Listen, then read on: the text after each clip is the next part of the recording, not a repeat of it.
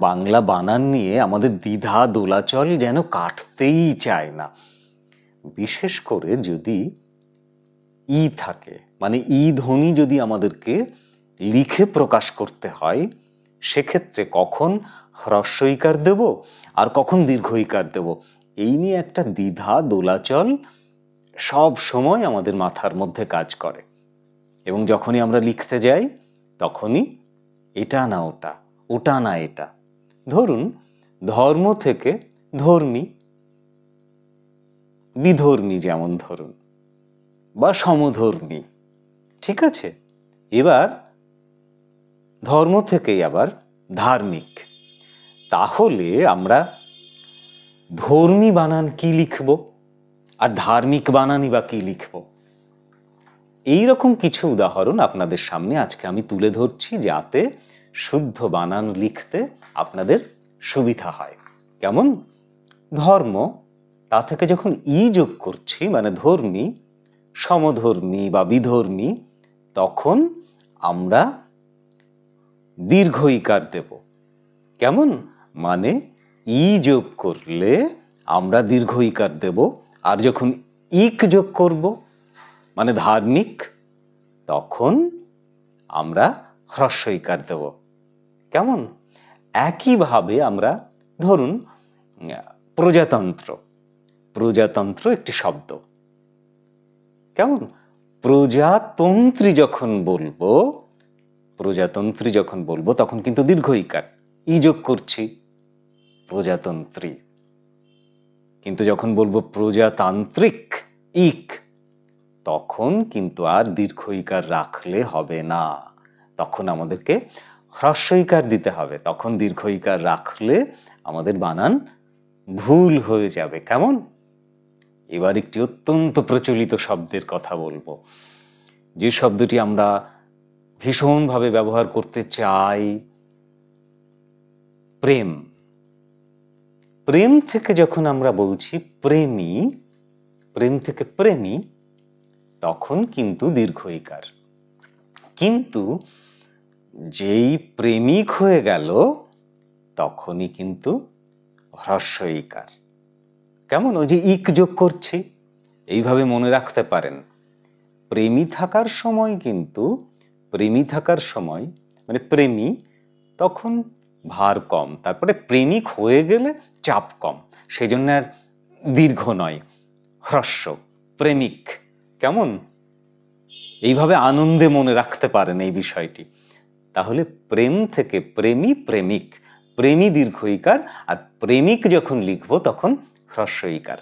বিজ্ঞান, বিজ্ঞান, বিজ্ঞান থেকে বিজ্ঞানী, তখন দীর্ঘ ইকার।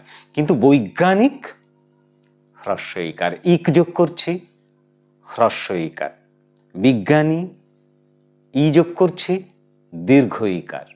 শিল্পী, কেমন? শিল্পী, শিল্পী থেকে আমরা বলি শৈল্পিক। কি চমৎকার শৈল্পিক কাজ, শৈল্পিক, হ্রস্ব ইকার। কেমন?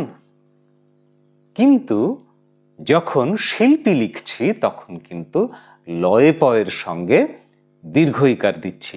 শিল্প থেকে শিল্পী, শিল্পী থেকে শৈল্পিক। তাহলে শিল্পী বানানে লয়ে পয়ের সঙ্গে দীর্ঘ ইকার দেব, আর যখন শৈল্পিক লিখব তখন তখন আমরা হ্রস্ব ইকার দেব। সংসার থেকে সংসারী, আমরা সবাই সংসারী মানুষ, তাই তো? সংসারী লেখার সময়, সংসারী লেখার সময় আমরা দীর্ঘ ইকার দেব, ইকার যোগ করছি। কিন্তু সাংসারিক, আমাকে কি সাংঘাতিক সব সাংসারিক দায়িত্ব নিতে হয়, অনেক দায়িত্ব, তো ওই জন্য আর বানানের ক্ষেত্রে আমরা আর দীর্ঘ ইকার দেব না। কেমন? হ্রস্ব ইকার, সাংসারিক। সংসার, সংসারী, ইকার যখন যোগ করছি তখন দীর্ঘ ইকার, আর সাংসারিক, সাংসারিক, তখন হ্রস্ব ইকার। কেমন? যন্ত্র থেকে যন্ত্রী, যন্ত্রী দীর্ঘ ইকার দেবেন, কিন্তু যান্ত্রিক যখন হয়ে যাচ্ছে, ইক যোগ করছি, তখন হ্রস্ব ইকার। কেমন? ঠিক একইভাবে পরিশ্রম থেকে পারিশ্রমিক, পরিশ্রম থেকে পরিশ্রমী, আবার পারিশ্রমিক। পরিশ্রম তো আমাদের সকলকে করতেই হবে, পরিশ্রম না করলে আমরা ফল পাবো না, ঠিক ফল পাবো না। পরিশ্রম, পরিশ্রমী, পরিশ্রমী হতে হলে কিন্তু মনের জোর লাগে। ইকার যোগ করছি, পরিশ্রমী, দীর্ঘ ইকার। কিন্তু আমরা যখন পারিশ্রমিক নিচ্ছি তখন তো বেশ আনন্দের ব্যাপার, টাকা পয়সা পেলে কার না ভালো লাগে বলুন। পারিশ্রমিক, ইক যোগ করছি তখন হ্রস্ব ইকার। তাহলে পরিশ্রম থেকে পরিশ্রমী, তখন দীর্ঘ ইকার। পরিশ্রমী হওয়ার চাপ তো অনেক বেশি, দীর্ঘ ইকার।